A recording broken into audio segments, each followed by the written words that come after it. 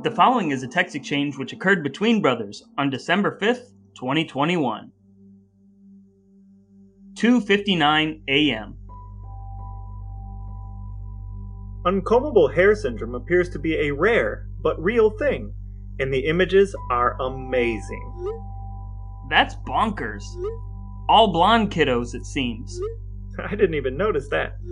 Well, the National Institutes of Health article does say silvery white or straw-colored hair. So there you go.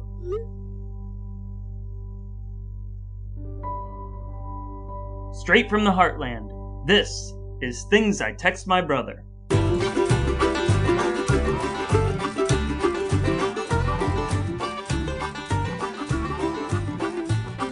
Hey folks, and welcome back to another episode of Things I Text My Brother, a series of conversations which have taken place between the brothers Drouillard on subjects spanning the neighborhood and the globe, which will hopefully leave you smarter, kinder, and better looking. Today we're going to jump off from that dramatic reading that you just heard and discuss the topics therein. Maybe we'll talk about genetically uncombable hair. Maybe we'll talk about blonde children. Maybe we'll talk about hairy black tongues, or children getting their feet cut off. But we haven't plotted an exact course because we want you to join us on that journey. I'm Jeff. This is Brad. Let's talk about our texts. But before we try and style this tangled text into a presentable podcast, we need to take a look back because it's always important to make time to cleanse ourselves of our past sins and to continue our boundless quest for self-improvement through worthless information. Thus, it's time for ablutions and edification. Or, as it often is these days, maybe it's time for some adification. Brother Brad, what do we got? In episode 23 about Bouncy Boney M and Rasputin. Great episode. I was listening to a drag queen talking just the other day, and they said that they were inspired by the greats, such as people who came out of Eurovision and Celine Dion and Boney M. I thought you were going to say they were inspired by our podcast. Well, obviously. We briefly talked about, in that episode, we talked about cats with jobs. Well, I did anyway. Mm-hmm. I said I was generally uninterested in cats with jobs, which was and continues to be true. But I am interested in dogs with jobs, because I like dogs. Yeah. So this leads me to a story from February 2nd, 1908 in the New York Times. So it's a real story. I had a friend who has access to the archives go and find the actual story just to make sure it wasn't one of those fake stories on the internet. There are fake stories on the internet? Sometimes. Do the people who make our podcast know about this? I don't think so. Oh, okay. So on February 2nd, 1908, there was an article in the New York Times about a dog in the outskirts of Paris, France. The dog was renowned as a hero, having saved a small child from drowning in the Seine. Sometime after that dog saved the child, it started becoming a common experience for the dog to be saving children from the Seine on an almost daily basis. What a hero. I know, right? So fearing they had a serial attacker on their hands, the people in the area staked out the river. It turns out the dog was intentionally knocking unsuspecting children into the river so he could then save them from the river. Zut alors! Because he was getting lovely meaty treats from people for his heroics. What a smart dog! Yeah, so if not exactly a job, that is at least an exciting side hustle that anyone in today's gig economy could be proud of. I'm proud of him. I'm proud of him too. I love dogs. I like that he figured out that he could get treats, and I like that he was not actually hurting anyone. What was his name? It didn't give its name. Oh. Yeah. Well, here's to you, nameless French dog. Yeah. Well, Brother Brad, now that we've learned about dogs who are awesome from your edification, it's time to talk about humans again. You brought up the subject of Uncombable Hair Syndrome. What are we going to talk about first? I want to be clear and state this very clearly at the front that I am not making fun of people who suffer from Uncombable Hair Syndrome, at least not for having Uncombable Hair Syndrome. Yeah, in the research, that was something I was noticing myself doing, was picking topics and being like, am I making fun of this? I don't want to make fun of this. So I guess we'll try and be careful about that. Yeah, I'm glad my kids didn't have to figure out how to deal with it as children. But I think it's interesting, especially as it does not seem to be something that causes lifelong physical distress. It might cause some mental distress for some, but no, seems to go away once you get to adulthood. At least mostly. Yeah. So with that out of the way, for our listeners who have not yet taken the time to go look at images of kids with uncombable hair, you should. They are both interesting and neat. How would you describe them? Being as respectful as possible. Well, I mean, the easiest way to say it is if you've ever seen a picture of Einstein, That's kind of what these kids look like, except for the kids and not grown-ups with white hair. They're kids with silvery white or blonde hair that's caused by this genetic, not necessarily an abnormality, but genetic marker in their makeup that is different. And there appear to only be about 100 or so known cases of UHS in the world. Yeah, and they appear to inherit this thing. And like we were saying, for most of them, it does tend to become much less severe or even go away as they approach adulthood. But in the meantime, and especially these days in a social media era, once the parents are figuring it out and realizing that it's not particularly dangerous to their child's health, it's become something that they're kind of having fun with. And as long as the kids are cool with that, why not? Yeah, I read a couple of different articles about kids who have the syndrome that have kind of owned it as part of their personality and start to be disappointed when it kind of goes away because it's something that sets them apart and they have it all their lives, but then it starts to lessen as they get into their teenage years. It's something about themselves that they have grown to enjoy and that other kids don't seem to have much trouble with it. It's mostly adults who walk up to these kids and ask if something's wrong or ask the parents if something's wrong, which is classic adult behavior. Adults are the worst. Yeah. But it's kind of cool to think of these people identifying so much with it that they're proud of it and would hate to lose it as a personality trait. I'm sad they'd have to lose it, but I guess you can probably do something to get your crazy hair back if you need to recreate it. I suppose you could.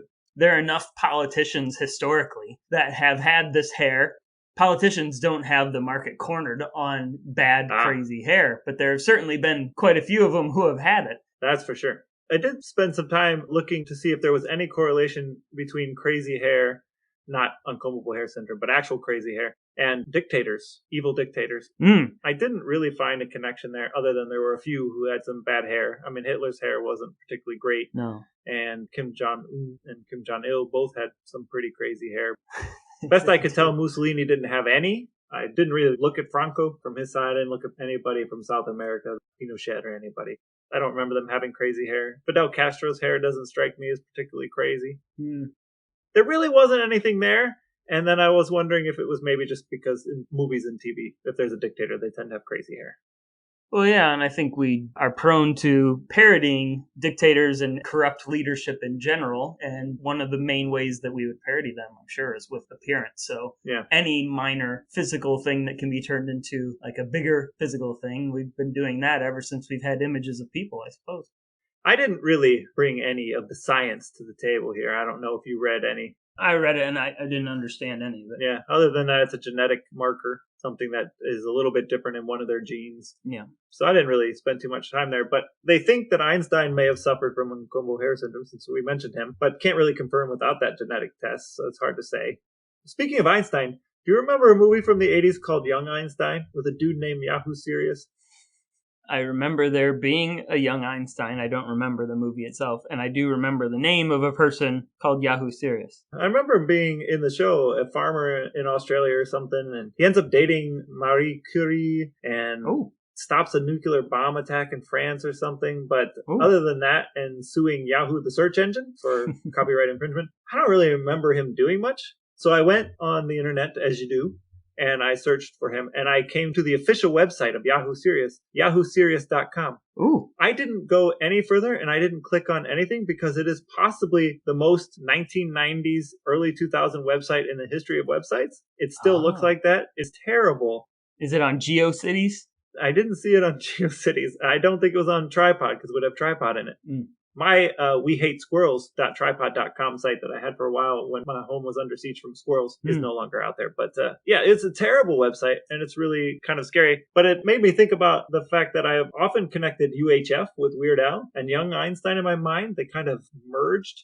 They don't really have anything to do with each other, but there you have it. And after all that, we're talking about UHS today. Yes, we are. UHS, not UHF. But I was thinking of other people with hair that was interesting. Other people with hair? That was interesting. Oh. You know, you had someone like Carrot Top, who has done pretty well for himself in terms of career earnings, best I can tell. I can't say I remember much about him other than his signature hair, so that worked for him. I do remember him doing a comedy bit where he was telling a story about how he likes to go to Wendy's in the drive-thru lane to try to scare the employees because when he combs his hair in a certain way, he looks like the iconic Wendy's mascot for the restaurant. Oh. Yeah. I was reading about how Dave Thomas, the founder of Wendy's, always regretted picking one of his daughters and naming the restaurant after her. It wasn't her first name. I think it might have been her middle name. But she was burdened with that. He felt bad about that. Well, I suppose. If you had a syndrome based on one of your body features, what would your syndrome be? Well, when I was a young lad and I was barefoot for about the first 10 years of my life, I had immeasurably thick skin on foot syndrome. I can see that. But I think I've worked through that. I probably suffer from tiny head syndrome because I feel like my head is too small for my shoulders. It's chock full of brains, mind you, but it is awkwardly sized. And I also have large ears. And you accent your small head and large ears by cropping your hair very closely. I suppose. But my wife tells me my weirdest thing is I have weird thumbs where I can bend my thumbs backwards at the top joint. So I have bendy thumb syndrome. Bendy thumb syndrome. Yeah. My thumbs don't stand up straight. If I stick them all out, the top joint of my thumb bends perpendicular to my thumb. Yeah, I'm looking at your thumbs as you talk about it, and... Can you do that with your thumbs? I don't even know what we're talking about. You see, you do. You have the same thumb issue I have, just not quite as pronounced. Well, for all we know, bendy thumb syndrome is one of the identified extremely rare diseases. And according to BeWellBuzz.com, there are 7,000 identified extremely rare diseases. Okay. And it's thought that 25 to 30 million Americans have one of the rare diseases. 25 to 30 million would be about 10%, just short of 10% of the population, right? We have like 330 million. Yeah. And the same article points out that although instances of each one of these 7,000 rare diseases is very small, but when you combine them all, that's a large total of Americans who have one of these rare diseases. Yeah. So if these people with Uncombable Hair Syndrome feel like they're not a part of a large group, well, in a way they are, not necessarily with their exact same issue. But there are a lot of people who are facing one of these rare diseases, even if it's a totally different one. Yeah. I hope you're not going to quiz me on what all 700 of them are, because I don't know. No, because there's 7,000 of them. See, I don't even know how many there are. I did go through a couple lists just to see what else is out there. So we have Uncombable Hair Syndrome, which, by the way, has a great French name. Cheveux incoiffables. Uncoiffables. Isn't that nice? Cheveux incoiffables. Or spun glass hair, or some other words that I can't pronounce in other languages. Also, just the English unmanageable hair syndrome. We know that's out there. Here are some of the other rare diseases that people are dealing with. One of them is a water allergy. Did you know people could be allergic to water? I don't know that I knew it, but I guess I'm not surprised. So much so that if they drink or bathe or get into rain, they will get a painful burning rash.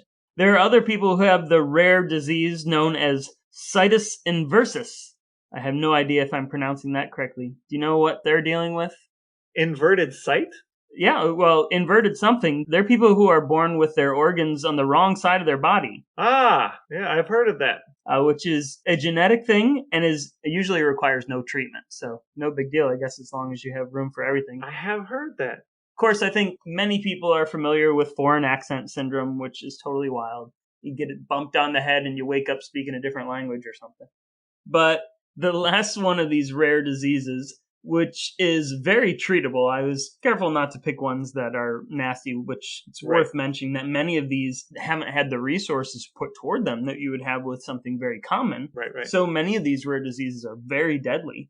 But one of them that can be treated with antibiotics is called, well, it has a Latin name, which translates directly to the name many people call it, which is black hairy tongue. So they actually have little hair follicles on their tongue? Here's something I'm going to encourage you and our listeners not to do. Don't do a Google image search for black hairy tongue. But you're going to, because you kind of want to. I'm not going to. And it looks pretty much like what it says, but I did read a description about black hairy tongue on the Mayo Clinic website. It says, black hairy tongue is a temporary, harmless oral condition that gives the tongue a dark, furry appearance. The distinct look usually results from a buildup of dead skin cells on the many tiny projections on the surface of the tongue that contain taste buds. These papillae, which are longer than normal, can easily trap and be stained by bacteria, yeast, tobacco, food, or other substances. Basically, you just end up with these things that look almost like black grains of rice growing on your tongue. And even gets better if you see an image that was taken zoomed in. No, I don't think that would be better. I don't think that's actually what you meant to say there. Well, one thing that came to my mind as I was thinking both about these diseases and about Uncombable Hair Syndrome is that these diseases would have been around before people were starting to analyze them and interpret them. So Uncombable Hair Syndrome doesn't seem like it was really identified until the early 1900s, but long before that, we already had people writing about it. And one of those people is Dr. Heinrich Hoffmann, a psychiatrist from Germany, who in the 1840s wrote a story basically to teach his children good behavior. And one of his characters seems to have been displaying, well, amongst other things, uncombable hair. And he titled this character Struwwelpeter. Have you heard of Struwwelpeter? Is that a Peter streusel, some sort of dessert made out of Peters? No, Struwwelpeter is a guy, and I don't even know how to describe him. He looks like he has this crazy afro puff of this uncoiffed golden hair on his head. He's wearing a jacket that also seems like a dress cinched at the middle. It kind of looks like a Santa jacket.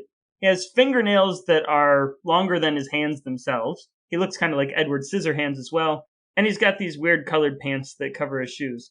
But this was a story, I was thinking, we've talked about German nursery rhymes and things before, but if we think about the early 1800s here in the United States, somebody who may or may not have been Clement Clark Moore was wanting to write a story for his children. So he writes A Visit from St. Nicholas, which we all know better as 'Twas the Night Before Christmas. What a lovely Christmas gift.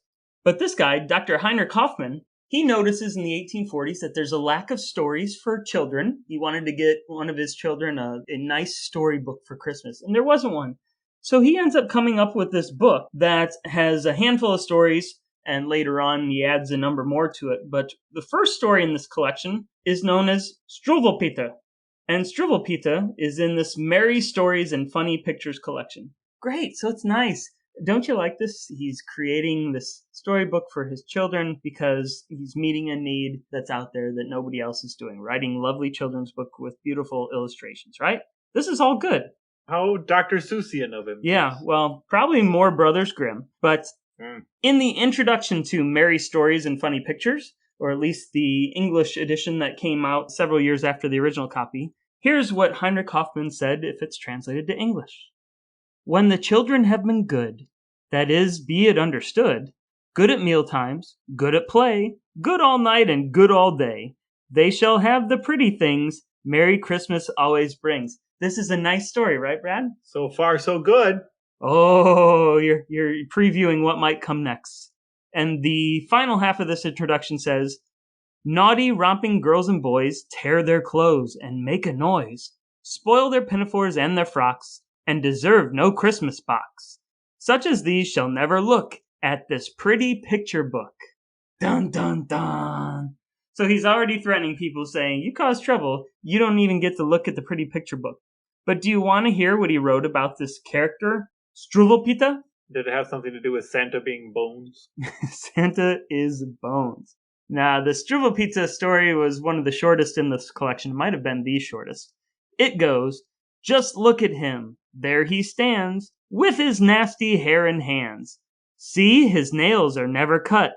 They are grimed as black as soot. And the Slavin, I declare, never once has combed his hair. Anything to me is sweeter than to see shock-headed Peter. This is probably the nicest story in the whole thing. He's only making fun of this child for having crazy hair and for not cutting his fingernails. Do you think it was just a bad translation? I don't know. I don't think so, because it seems like many people cite the original Struwwelpeter for being a pretty nasty character. And if so, he would be certainly in place, because some of the other stories in this little collection are equally nasty. One of the stories is the dreadful story of Harriet and the Matches. What do you think happens to Harriet and the Matches? I think Harriet lights herself on fire.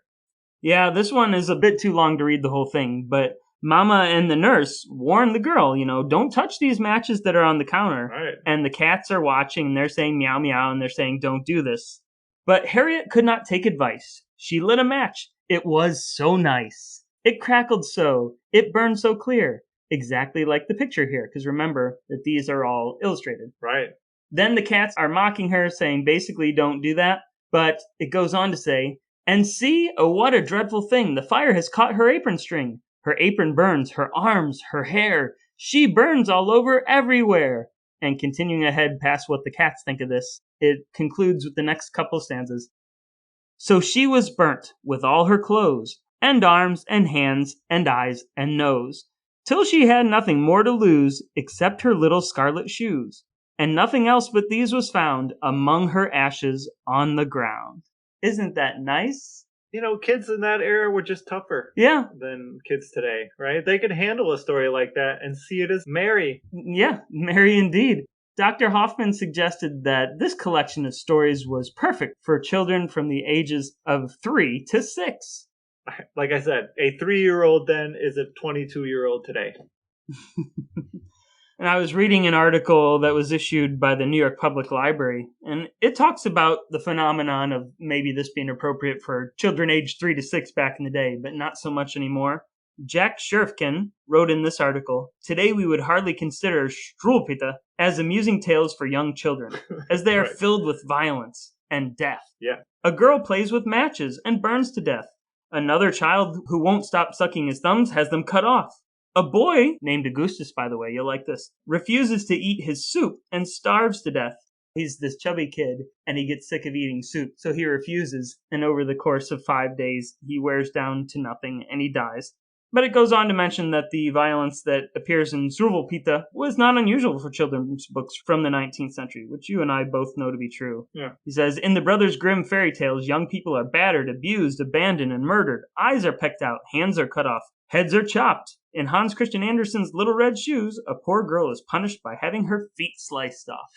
Did you read the collected merry stories from Dr. Hoffman to your children when they were young? I didn't, but if you remember way back to episode 1, when we talked about Lucha Libre and 400 Mimes, we talked about some different campaigns to educate people about things. Yeah. And we talked about a series of apps and games and a song called Dumb Ways to Die that really started out for train safety in Australia, so kids didn't get killed. Yeah. They talked about setting fire to your hair, poking a stick at a grizzly bear.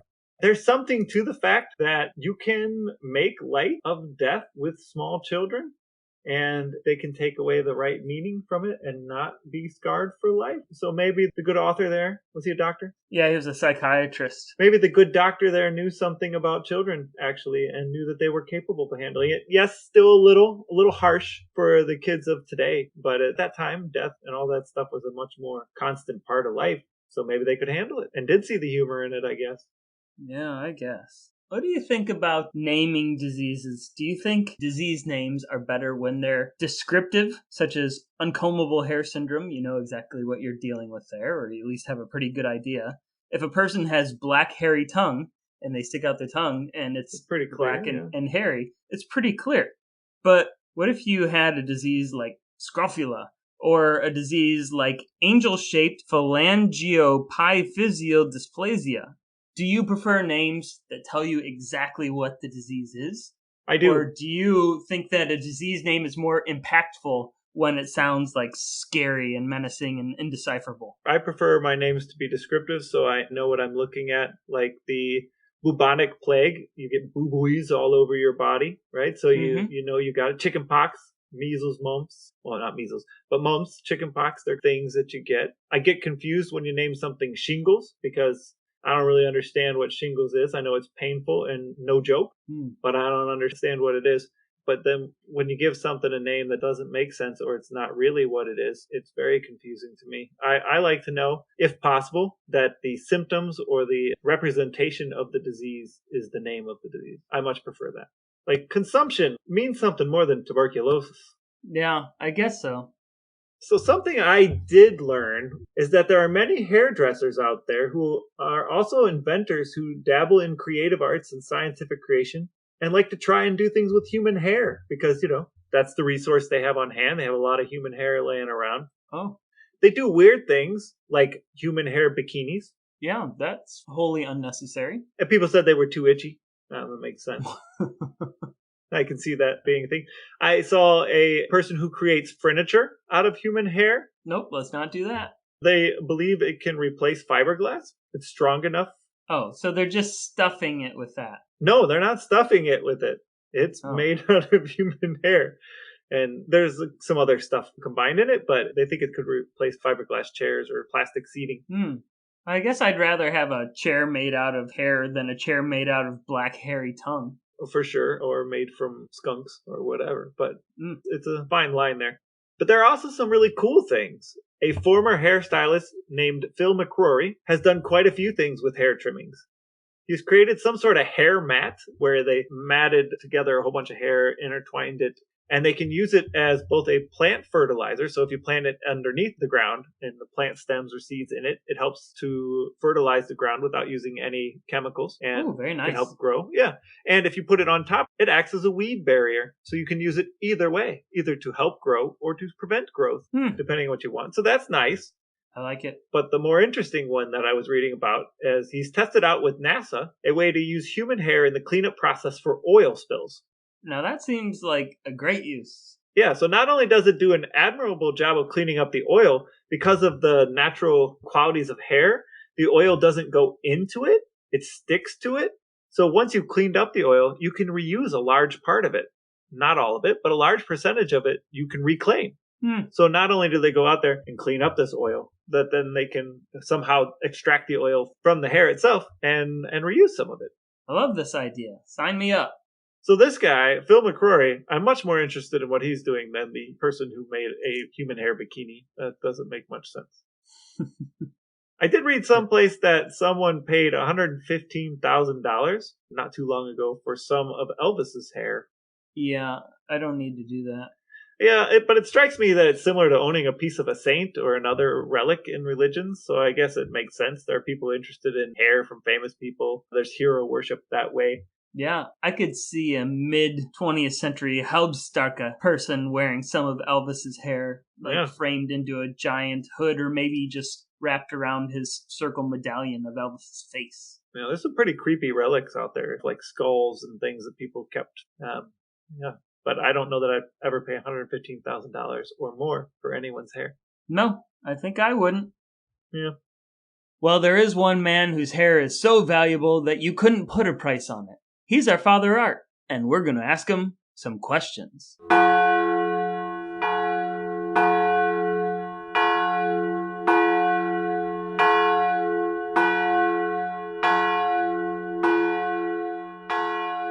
If you were in charge of awarding a Best Hair Lifetime Achievement Award to any person who has factored regularly in your life from birth until the present day, to whom would the award go? Any white guy with an afro. You don't have any specific person? No, I can't think of it. Maybe Carrot Top. Carrot Top. Do you think that the German word Struwwelpeter is the name of a medieval stew, a German metal band, a children's story, or a Teutonic character in an episode of Monty Python's Flying Circus? Sounds like a Monty Python character to me. Yeah. But it could be a stew. And what would that character have been? Probably a cook. A cook. Oh, like Swedish chef? Yeah. Do you prefer the names of diseases to be literal, such as Uncombable Hair Syndrome or Foreign Accent Syndrome? Or do you prefer classics with more cryptic names, such as scrofula and consumption? I like the diseases that are named after people because I wonder, were they honored for having the disease or discovering it? If you were to come up with a name for a new syndrome, what would it be? I think probably too dull to matter to anyone syndrome. Too dull to matter. Oh, that's a terrible syndrome to have. Uncombable Hair Syndrome is at least fantastic. Yeah, well, I think possibly I am afflicted with too dull to matter syndrome. Well, Rick's friend Ed did not have too dull to matter syndrome. No. That man had some interesting stories. No, that's true.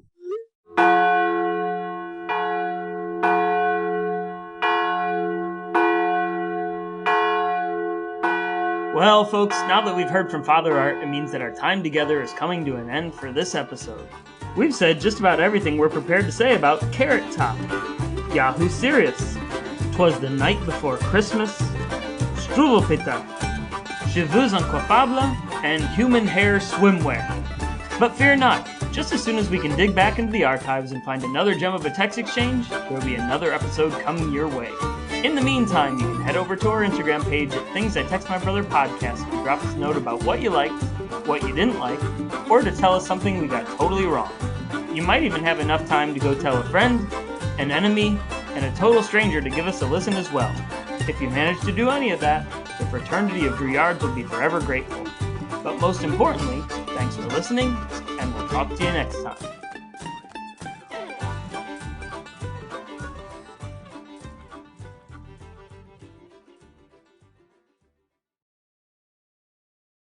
I like, "Brr, it's cold in here. There must be some toros in the atmosphere." I like the Bang Bang Choo Choo Train one, but I don't remember much about it. What were we doing up at 2:59 a.m. on a Sunday talking about this crap? That's the whole point of our show, is it not? Cheveux incroyables. Cheveux incroyables. The following is a text exchange which occurred between brothers. Oh, I gotta close the door. Here comes Woody. Here comes Woody. Here comes Woody. Hi, baby. If you're coming in, you gotta take off the collar. Come here. Come here. Yeah, come here. You gotta come in, you gotta take off the collar. Okay, come on. Come on here. He likes to listen to the show.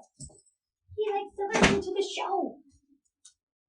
Yeah, he likes to listen to the show. I know that about you. Okay.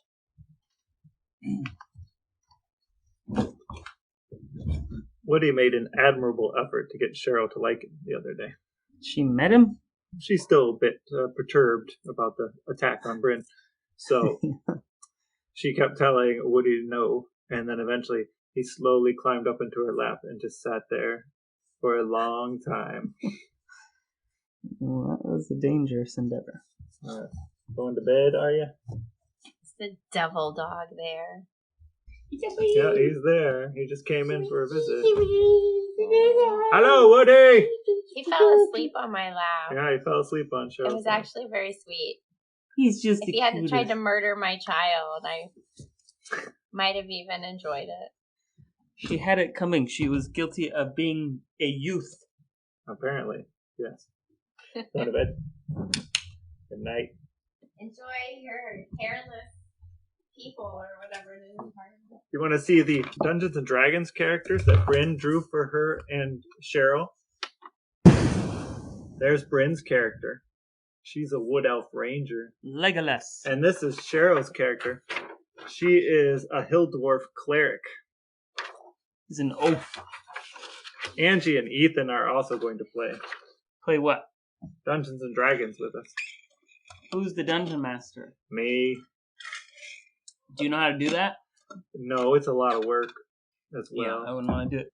Well, I'm looking forward to doing it. I don't know how good I'll be as a dungeon master. But Ethan says he knows how to play. But he doesn't have enough friends that are nerdy enough to actually have ever played. So he plays video games and listens to only Dungeons and Dragons podcasts while he works. Yeah, that's cool.